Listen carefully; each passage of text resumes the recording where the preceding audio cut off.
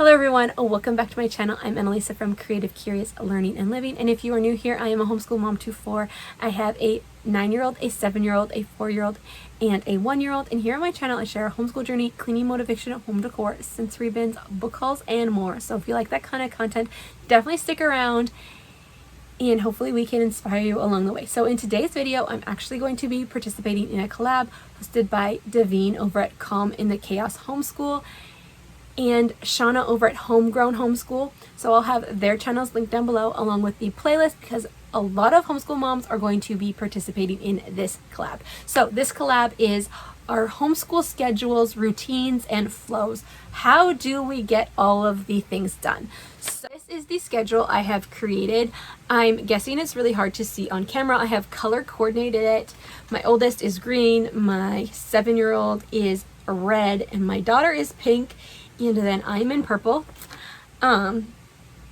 Yes. So what I have been doing since last year is alternating the older two on days. So they're always doing independent work every day, but once a week I take time to work with them on, say, reading lessons. We can easily get through a reading lesson in a day.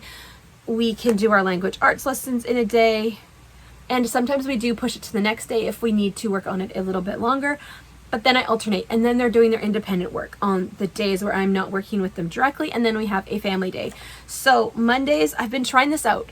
We usually start our homeschool day a little bit later, like around 10, but I've been trying to start earlier. So we have been trying to do breakfast and read aloud around 7. This doesn't always happen. Sometimes we get a later start. Sometimes we have a more formal breakfast that's like eggs and extras, but they just like cereal some days. So sometimes they're doing that, and I'd like to try and fit in read aloud when we can. We do have a small baby. He is 18 months old, and sometimes our homeschool life is not predictable right that. Sometimes our homeschool life is not predictable because of him. I need to go to him, I need to change a diaper, and my 4.5-year-old, sometimes I need to be with her. So this is a suggested schedule and something we are trying out. It is okay to adjust your schedule as your needs change and as life happens. So that is on Mondays. Every day this is going to be the same. We are trying to start by like 7 or 8 to do like breakfast, read aloud time. Then I've been trying to get the kids to do their math and spelling independently. Our math is quite independent. We use jump math and they can do it quite independently. At least my 7-year-old can. My 9-year-old has done that in the past and he can do it independently. We did actually just switch to the Good and the Beautiful level 4. He was getting bored of the black and white and he just wanted more. He was like, this is getting boring. I love math, but I want something more fun. He likes to color. He likes colors. So I decided to do level 4 and he's loving the videos in that. So he can do that independently. And then I can work with my daughter on preschool stuff at that time and also read my Bible at that time because it's about an hour. This depends on if the baby will play contently on his own. He's been doing really good with that. Sometimes I baby wear him for times he's not really taking a morning nap anymore. So that is a challenge in our homeschool. Another thing that I have been doing is when I am working with one-on-one with the two older, they will go play with the baby and help me out there, keep him quiet and just play with him. Maybe we will give him a snack, but that has been really helpful, and it's also giving them responsibility, and they love spending time with their little brother, so why not? And then around 9 o'clock, we are doing morning basket. If we get a late start to our homeschool, then we are maybe starting morning basket by 9:30 or 10. So on Mondays is our family day. So we are doing family socials. We are doing social studies as a family this year, or history, I guess you could call it. We are doing like a Canadian history. And then we are also doing a family science this year to fill in some of the gaps from some other curriculums that we were using. So we are doing that. And then I was doing a Bible on this day. I was actually originally doing family day on Wednesday, but when I revamped the schedule, I changed it. So I switched family Bible to Wednesdays. to break it up, because doing all of those subjects in one day just wasn't realistic with a 4-year-old and a 18-month-old in the mix. So then after family science, we do lunch, and then I have been trying to get the kids to do independent reading.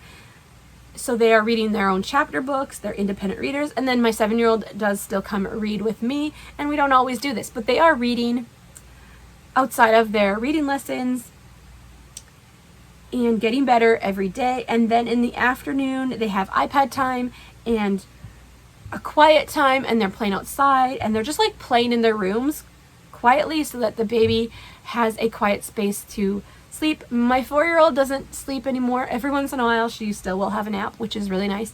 But then we try and get outside before dinner.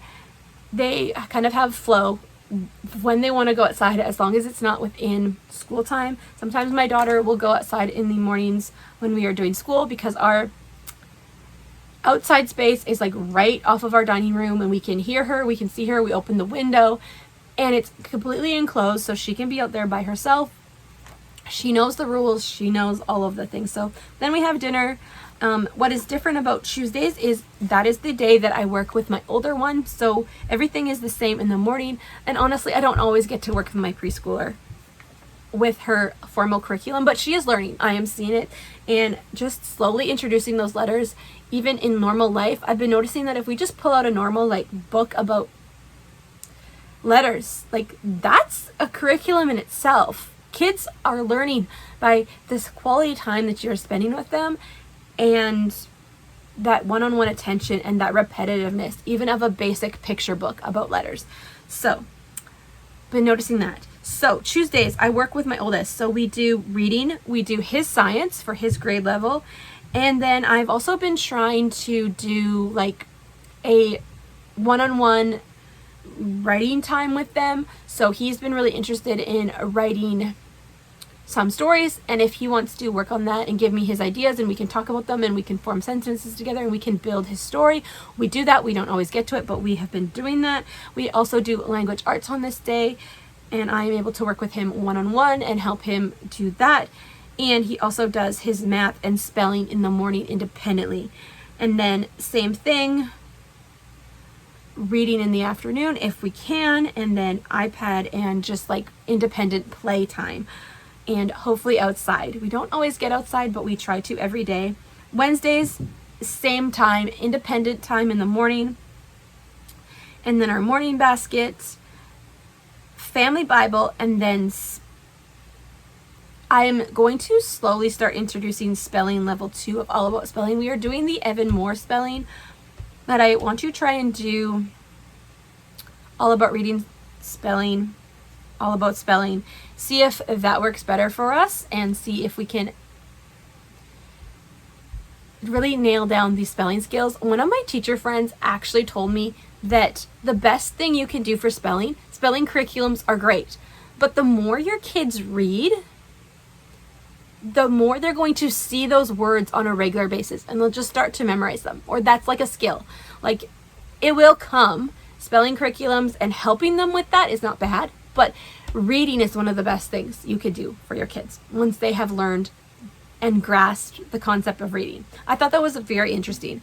Anyways, and then Thursdays is the day I work with my 7-year-old, my 2nd grader, and we do reading, his science level, and then he's kind of wanting to do a story time thing because his older brother wants to, and he's been drawing some pictures. But once he kind of gets more interested and we work through our writing curriculum, maybe we will work on some more stories. But we're definitely doing language arts. We are doing My Father's World language lessons for today, and Editor-in-Chief, the beginner series for both my boys, my 4th grader and my 2nd grader, and we are loving it. We love the gentle approach, how it simply teaches how to write stories. And then Editor-in-Chief is really simple and great, but it gets to the point. It's like, this is where you use punctuation, now fix it. And it's really, really teaches the concepts, and you can go back to it and refer to it, and I really, really like that. And they have been really having fun with it too. So we work on language arts. And then the same thing in the afternoon. And then Fridays, We have the same flow in the morning: breakfast, read aloud, math and spelling, independent time. Hopefully I get to work with my daughter. It all depends on the baby and when we get started and how the kids slept the night before.